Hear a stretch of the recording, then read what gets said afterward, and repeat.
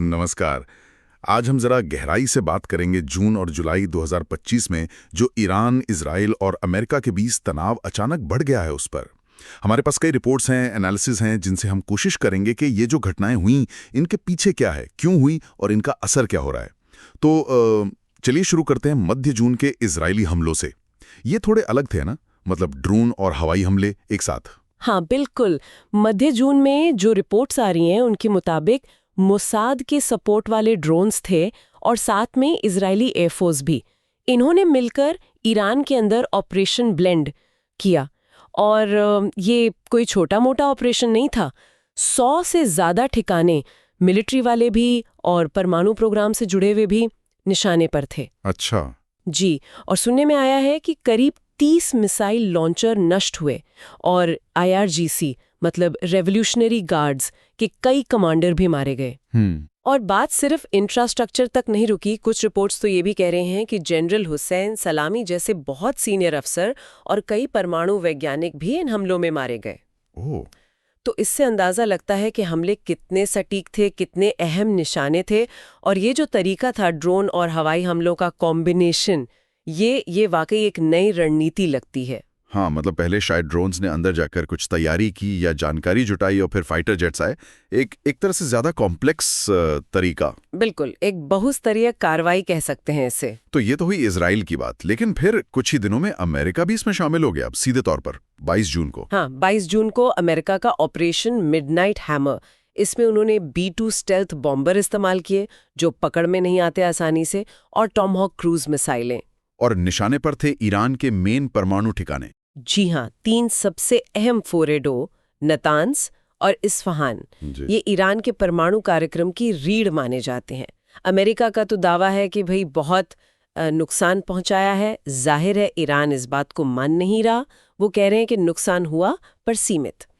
लेकिन Iran Iraq युद्ध के बाद से देखें तो ईरान की जमीन पर ये शायद सबसे बड़ा सीधा हमला था, है ना? निश्चित रूप से, और वो भी परमाणु ठिकानों पर। ये बात को बहुत ज्यादा गंभीर बना देता है। आप जब परमाणु ठिकानों पर हमला करते हैं तो वो संघर्ष को एक बिल्कुल अलग, एक खतरनाक लेवल पर ले जाता है। इससे तनाव एकदम से बहुत बढ़ जाता है और पूरी दुनिया में चिंता फैल जाती है परमाणु सुरक्षा को लेकर। ये एक तरह की लाइन क्रॉस करने जैसा है। और ईरान चुप नहीं बैठा, उसने भी जवाब दिया। हाँ, फौरन खबरें आई कि कतर में जो अमेरिकी बेस है उस पर मिसाइलें दागी। लेकिन इसी बीच एक और घटना हुई जिसने सबका ध्यान खींचा। तेहरान की एविन जेल पर इजरायली हमला। जी हाँ, एविन जेल वाला हमला ये काफी चिंताजनक है। एक तो ये नागरिक इलाके के बहुत पास है, हाँ, और दूसरे इसके मायने भी गहरे हो सकते हैं। शायद ईरान के सिस्टम पर एक मनोवैज्ञानिक दबाव बनाने की कोशिश। इसमें गार्ड, कैदी, मिलने आए लोग, यहाँ तक कि एक सीनियर प्रोसिक्यूटर भी मारे गए। कम से कम 71 लोग।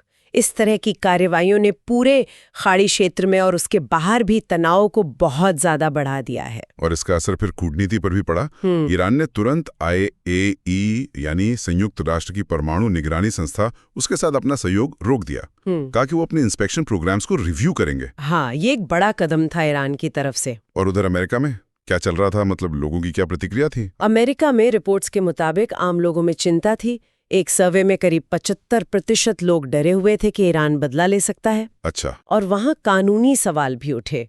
कुछ एक्सपर्ट्स ने कहा कि क्या इन हमलों के लिए कांग्रेस से जरूरी मंजूरी ली गई थी? ये बहस भी छिड़ गई। और अर्थव्यवस्था, तेल की कीमतें वगैरह, वो बड़ा दिलचस्प रहा। शुरुआत में तेल के दाम बढ़े, जैसा कि ऐसे मौकों पर होता है, लेकिन फिर वो 7% से ज्यादा गिर गए। गिर गए? क्यों?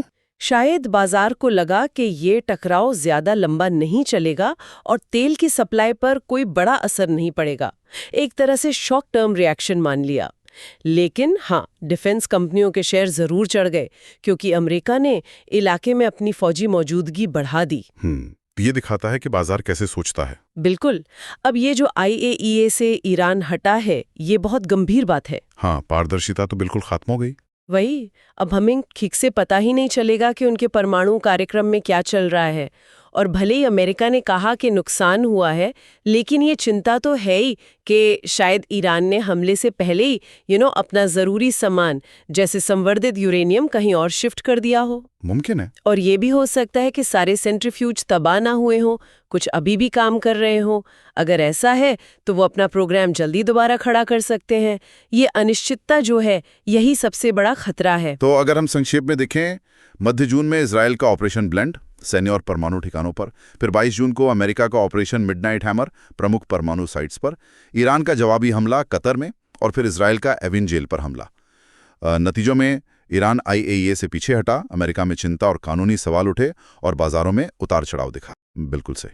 ये घटनाएं बिना किसी शक के ईरान इराक युद्ध के बाद से इस क्षेत्र में सबसे गंभीर सैन्य टकराव हैं। अब आगे देखने वाली बात यह है कि इस बढ़ती हुई अपारदर्शिता और तनाव के बीच ईरान के परमाणु कार्यक्रम का क्या होगा। क्या ये इलाके में अस्थिरता को और बढ़ाएगा और लंबे समय में दुनिया की शक्तियों के संतुलन पर और परमाणु अप्रसार की कोशिशों पर इसका क्या असर पड़ेगा? ये वो सवाल हैं जिनके जवाब आने वाले समय में मिलेंगे। ये एक ऐसा मोड़ है जो शायद सालों तक इस क्षेत्र की राजनीति को तय करेगा।